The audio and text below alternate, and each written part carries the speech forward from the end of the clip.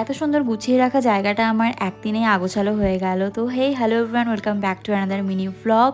তো তোমরা সবাই কেমন আছো? আশা করি তোমরা সবাই ভীষণ ভালো আছো।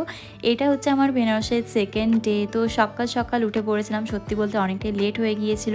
আমাদের প্ল্যান ছিল ভোর 4টে সাড়ে 4টে নাগাদ বেরিয়ে পড়বো আস্সি ঘাটের গঙ্গা আরতি দেখার জন্য, বাট সেটা তো আর হয়নি। ভোর 5টার সময় ঘুম ভেঙেছে। তো যাই হোক, ঝটপট রেডি সেডি হতে শুরু করলাম।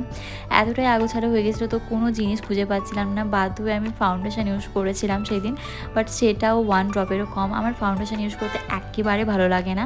আর তার সাথে অল্প একটু লিকুইড ব্লাশ ইউজ করেছিলাম, যেটা ছাড়া আমার মেকআপ ভালোই লাগে না। তো রিয়ার বিউটির এই লিকুইড ব্রাশটা আমার ভীষণ ভালো লাগছে এখন। তোমাদের যদি সেট দরকার হয় অবশ্যই আমাকে বলো, কমেন্টে শেয়ার করে দেবো।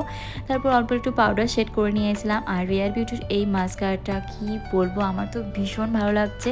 এটা আমি রিসেন্ট ইউজ করছি। তো হায়দ্রাবাদ গিয়েছিলাম বেশ কিছুদিন আগে, ওখানে আমি সেফোরাতে কিছু রিয়ার বিউটির প্রোডাক্ট পারচেজ করি। তো তার থেকেই আমি অনেকগুলো মিনি প্রোডাক্ট পেয়েছিলাম। তো আমার মাস্কারাটা ভীষণ ভালো লেগেছে। নেক্সট টাইম এটা আমি বড়োটা পারচেস করব।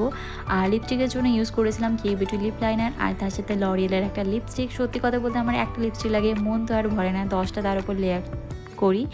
তো তারপর আমি লাগিয়েছিলাম ম্যাকের একটা বুলেট মিনি লিপস্টিক। এখন আর সেট মনে নেই, দেখতে হবে। তোমাদের যদি দরকার হয় আমাকে কমেন্ট করো। আর এই সুন্দর সালোয়ারটা আমি নিয়েছি কোথা থেকে সেটাও বলবো, তোমাদের যদি ভালো লাগে কমেন্টে আমি শেয়ার করে দেবো লিঙ্ক। তো এটা ছিল আমার ফাইনাল লুক। তোমাদের কেমন লাগলো আমাকে অবশ্যই জানিও। সবাই খুব ভালো থেকো, সুস্থ থেকো। দেখা হবে নেক্সট মিনি ভ্লগে। এখনকার মতো টাটা।